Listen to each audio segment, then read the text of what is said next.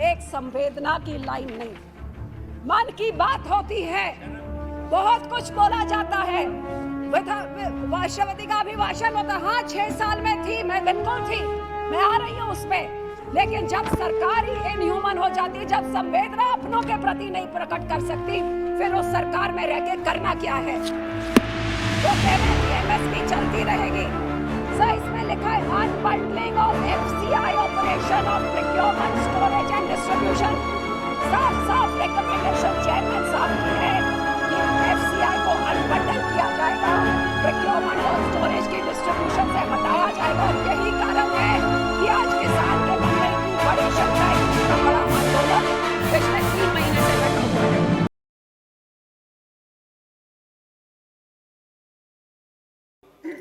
हमारे चौथे पातशाही जी ने लिखा है कि किसान करे, लोचे जियो लाए, हल जोते उदम करे, मेरा पुत धी खाए। मैं कहना तो पंजाबी में चाहती हूँ, लेकिन क्योंकि मैं चाहती हूँ ये सब बाकी सांसद भी समझ सकें कि हमारे ग्रंथों में किसानों को कितनी अहमियत दी है, इसलिए मैं हिंदी में भी बोलूँगी और पंजाबी में भी। गुरु साहब कहते हैं कि किसान बहुत लगन के साथ, मेहनत के साथ, खून पसीने बहा के अपने खेत में किसानी करता है, हल जोता है, फसल उगाता है ताकि उसके बच्चे खा सके। ये जो कमाई अपने हाथों से करता है, ये पवित्र कमाई के बारे में हमारे पहले प्रथम गुरु नानक देव जी ने 18 साल खुद किसानी करतारपुर साहब में करके हम सिखों को संदेशा दिया, किरत करो, नाम जपो, वंड छको। गुरु साहब ने कहा सब तो पवित्र कमाई एक किरत दी, खून पसीने दी कमाई होंदी है। इस कमाई दे नाल तुसी रब दा ना जपो ते ना जप के जो तुसी कमांदे हो उन्हें वंड के खाओ। आज जो इतनी पवित्र कमाई करने वाले किसान हजारों की गिनती में, तादाद में हमारे पंजाब से आके जिन्होंने आंदोलन शुरू किया, आज वो दिल्ली की सरहद में 70-75 दिनों से ठिठुरती हुई ठंड हो, ओलाबारी हो, बारिश हो, वहां पे बैठे हुए हैं, क्योंकि 6 महीने से जो वो मांग रख रहे हैं, इस सरकार की कान बंद है, आंख बंद है और मुंह भी बंद है। मुझे इस बात पे इतना दुख होता है कि जो पिछले 20 साल में सबसे ज्यादा ठंड का मौसम था, उस ठंड के मौसम की परवाह ना करते हुए बूढ़ी औरतें, बच्चे, बुजुर्ग सब इधर बॉर्डर पे बैठे हुए हैं। जो 26 नवंबर कॉन्स्टिट्यूशन डे से उन्होंने मार्च किया, जब संविधान को मनाया जाता है, एक पीसफुल प्रोटेस्ट जो डेमोक्रेटिक राइट होता है, और दुनिया ने देखा कि उस पीसफुल प्रोटेस्ट को कैसे गोलाबारी से, अथरू गैस से, वाटर कैनन से, लाठियों से उन बेचारे निहत्थे किसानों को किस तरह की ट्रीटमेंट दी गई। एक ऑर्डिनेंस लाया गया, ना किसान से पूछा, ना सलाह मशवरा किया, ना उसने मांगा, पकड़ के उसके ऊपर थोप दिया गया ये ऑर्डिनेंस, जिससे किसान के मन में डर पैदा हो गया कि इस ऑर्डिनेंस के आने से मेरी एमएसपी खत्म हो जाएगी, मेरा मंडीकरण सिस्टम खत्म हो जाएगा, मैं अपने ही खेत में जब मेरी जमीनें पूंजीपतियों के हाथों में आ जाएगी, मैं मजदूर बन के रह जाऊंगा। किसान के मन में ये डर आ गया।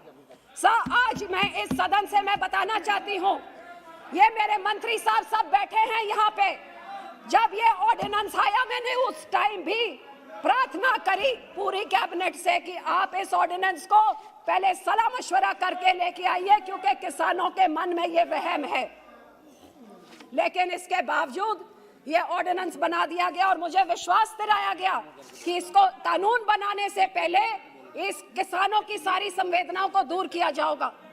आप देखिए कि कितनी हैरानी की बात कि यहाँ पे जब मेरे पार्टी के लीडर में ये जून में आता है, जुलाई में हम चिट्ठी लिखते हैं, हमें बोला गया बहुत अच्छा कानून है, आप लोगों के पास लेके जाइए।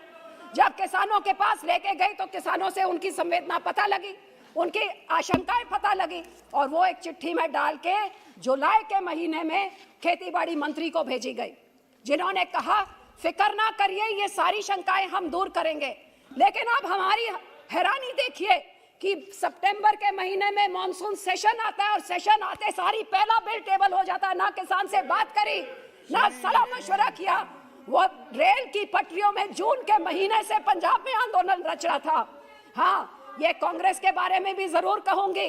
2019 में जे के मुख्यमंत्री अमरिंदर सिंह ने पैरवाई करी होती तो ये 100 किसान जो 150 मर गए ये शायद आज जिंदा होते। ये इनकी भी देन है, इनकी देन है तो उनकी भी बराबर की देन है।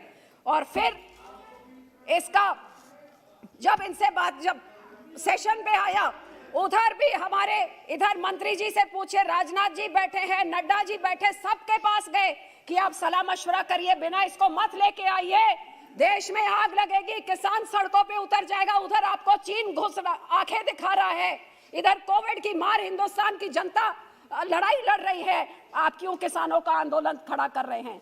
लेकिन एक बात, सबसे पुराना एलआई जब आपके साथ 2 एमपी होते थे, कोई नहीं होता था, तब यह पार्टी आपके साथ खड़ी थी।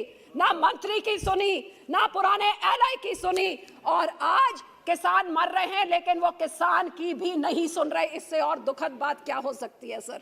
और ये किसान मांग क्या रहा है कि मैंने ये मांगा नहीं, आप कहते हैं मेरे वास्ते चंगा हैगा, मैनू नहीं चाहिए, मेरे को नहीं यही चाहिए, मेरे को नहीं चाहिए, आप वापस ले लीजिए। और ये मेरे लिए 47 की खेती करता है कौन सा किसान?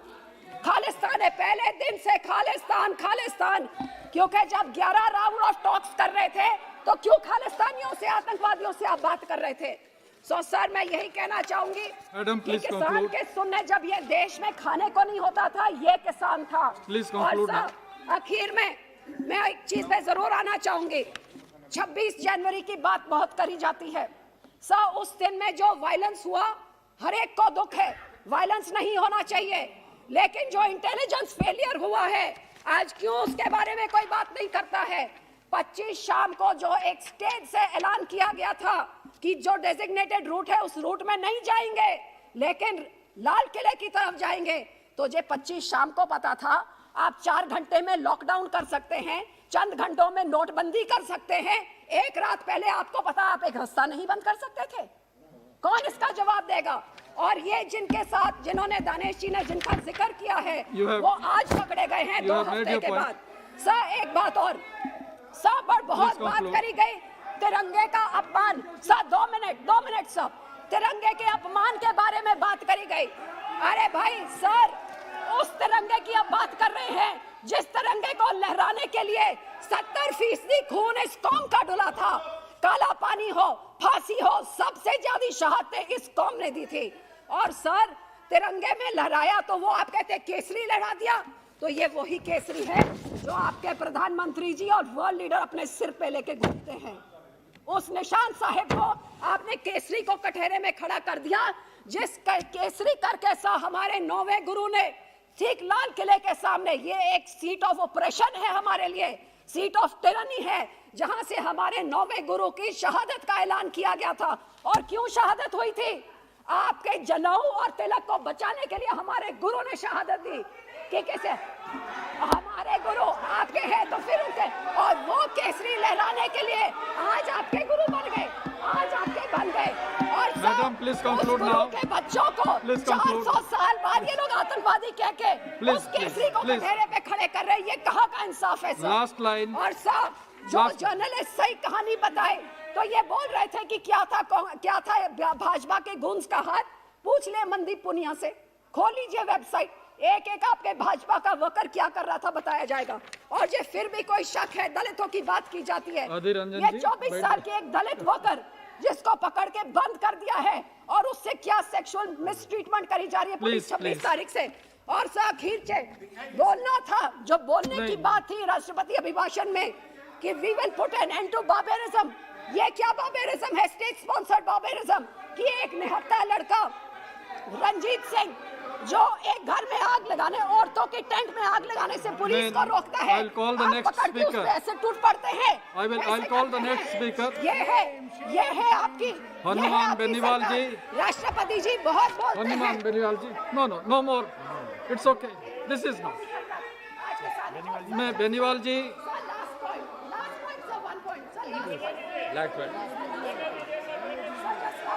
provided you say the last one, last point sir, आखिर में अभी सारे जने बात कर रहे कि प्रधानमंत्री जी ने बोला कि ये आंदोलन जीवी, लेकिन सर उसके बाद एक और शब्द बोला था जो मेरे को मतलब नहीं पता था, मैंने खोल के देखा, वो कहते हैं परिजीवी।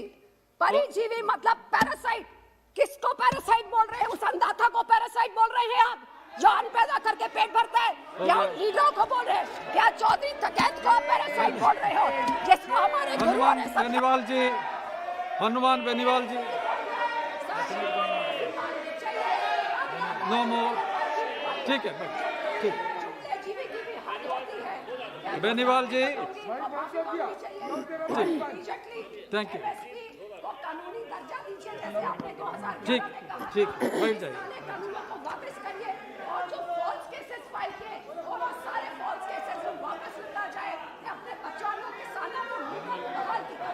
बेनीवाल जी,